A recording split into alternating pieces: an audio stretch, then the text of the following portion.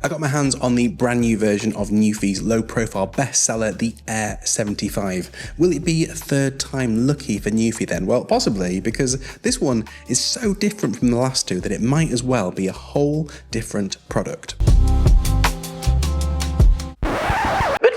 A brief history of the Nuphy Air75. If we look back to 2020, Nuphy released the original Air75, which was the company's last-ditch attempt to rescue the brand after a string of poor performers. And it didn't just rescue it, it cemented Nuphy as one of the go-to brands for mechanical keyboards and spawned a whole range that you will see gracing desks all over YouTube. In 2023, Nuphy released their second edition, which added an updated design, new switch and color options, functional light bars, and also VIA compatibility. It went on to be another bestseller, and an update has been long overdue. And that leads us to here. It's a pretty tricky time to bring out a low-profile 75% size keyboard, as now there is a lot of competition from the likes of iQnix, Lo-Free, and many others. So how does this one shape up then? Let's start by taking a look at what you get in the box. Thanks, by the way, to the team at Nuphy for sending this over for me to check out and review. We'll come back to the keyboard in a second, but I'm noticing a bit more of an environmentally conscious feel here. There is a little user guide in this eco-friendly envelope, and that's about it. In this box at the back, we get a keycap and switch puller, a USB-C to USB-A cable, a tiny screwdriver, we're going to need that in just a second, the module for adding a big old knob to the keyboard, and also some extra keycaps. So no classic Nuphy stickers and no extra switches either, like we've seen on previous releases. Both are a bit of a shame, but hey, it is kinda to the environment, and if you've never ordered a Nuphy keyboard before, you'll have no idea what you're missing out on anyway. Let's have a look at the new keyboard, and yeah, this looks familiar enough to recognize as an Air75, but it is different in a lot of important ways. First of all, the layout is a little different. It's got a smaller forehead than the previous version, and the color theming is a little different too. Rather than a big yellow spacebar, we get a yellow delete key and just a regular color enter key as well. I'm really here for it. It feels just a bit more serious. And if you want to be super serious, you can use the included keycaps to decolor the whole thing and just run it like this with a black on white setup. The included keys are made from double shot PBT and feature the easy minimal font that we're used to from Nuphy. And you get a full row of function keys that are all set up for Mac or iPad users. You can of course switch these keycaps about if you want a different look, and there are lots of Nuphy as well as third-party alternatives that are compatible with this one. Around the back we have the mode switcher. As before, there are dedicated Mac and Windows options, plus a wired, Bluetooth or wireless 2.4G option using this dongle, which helpfully sits flush in the frame when it's not in use. Well, what else has changed then compared to previous versions of the Air75? Well, as it turns out, quite a lot. And the obvious one, if you check this out already, is the option of having a knob to fiddle with. You can install this by removing the red keycap that comes installed with that tiny screwdriver and then popping the module in before screwing it all back in again. I have got a horrible feeling that I am going to lose that tiny screw at some point. It would be nice to have maybe just a few extras in the pack just in case. Also, it seems that there are 3 knobs available. There's the slim, higher profile knob, a clear option, and a red one that are both in low profile, and these are shown in the marketing. Now, if you want either of those low profile options, annoyingly you cannot buy them separately. They only come if you buy the version 3 new folio case. I haven't seen that yet, but I'm presuming that this higher profile number will not work with that case.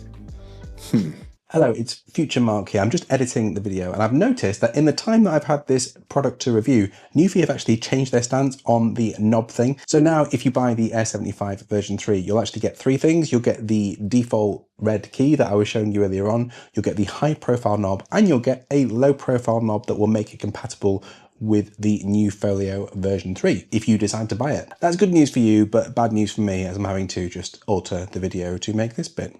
Anyway, back to the video. 3, 2, 1.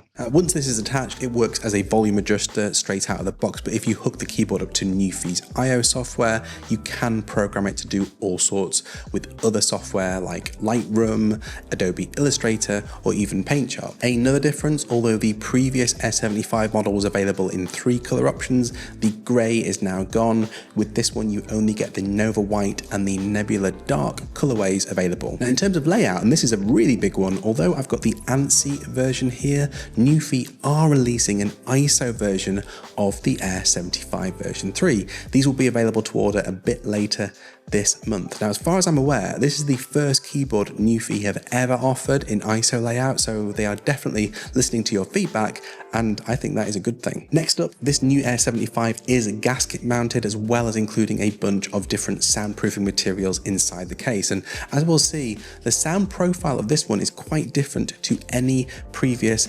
Air75 model that we've seen or heard so far. The light bars on the sides are also different. Rather than the fluid strobing that we saw on the A75 version 2, these are separated out into these little squares and go dancing about to show things like typing speed, battery status, and also whether you've got your caps lock switched on. Now, you can of course use Nuphy's software to adjust things to your setting and liking in pretty much any configuration you want. The website says that future software updates will also support music visualization, which sounds pretty exciting, even if it does make me think of old school Windows media player, probably showing my age there. We should also talk about battery life. Now, in the original Air75, Nuphy gave us a 2500 mAh battery with up to 48 hours of life. The second version upped that to a 4000 mAh battery with up to 220 hours of usage. And this version keeps the capacity the same, but offers 445% more usage at 1200 hours.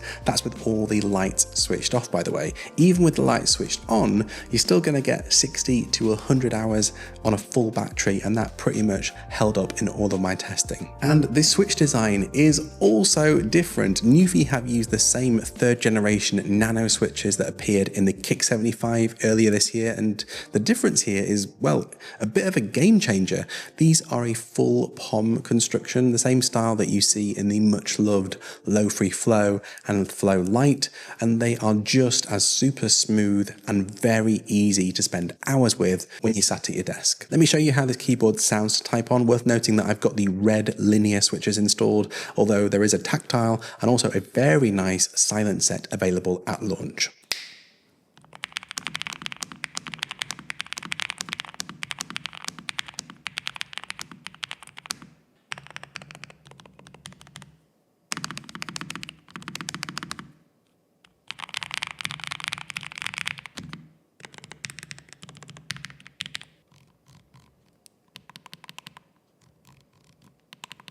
I remember when I reviewed the Air75 version 2, the sound was poppy, but also a little bit plasticky and rattly, undeniably rattly, actually. With the version 3, as you'll have just heard, this is just super creamy, buttery smooth, and really nice to work with.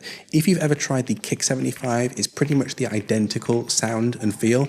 Here's a little sound test with them all side by side, and the V1 and the V2 for some comparison.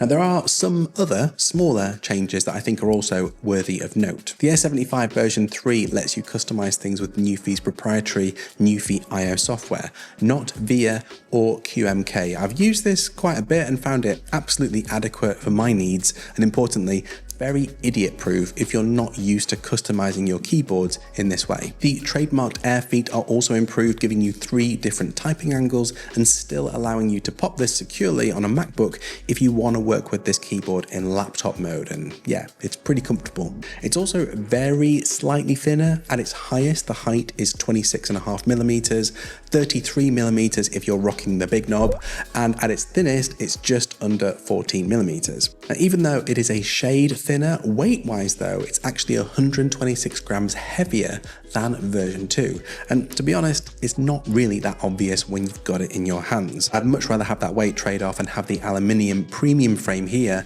than the plasticky frame in the previous edition anyway. It's still a light keyboard that isn't going to give you any trouble if you're carrying it around in a backpack all day. Now, you're probably wondering at this stage, should you upgrade if you already have an Air 75? Well, I think there are a few things that we should think about here. Firstly, these are a significant enough set of changes that I wouldn't really consider this keyboard as an upgrade. It's like an entirely new keyboard. It's another excellent 75% board that Nuphy happened to offer. And for the record, yes, I would pick this over version 1 or 2. Even without some of the other changes, the difference that the new switches and gasket make are enough of a quality improvement to justify this as a new investment in your setup. Secondly, there's a bit of a problem when it comes to price. This is priced at just under $140, which in my view is a fair price for what you're getting. This has the keyboard equivalent of all mod cons, and the price reflects that.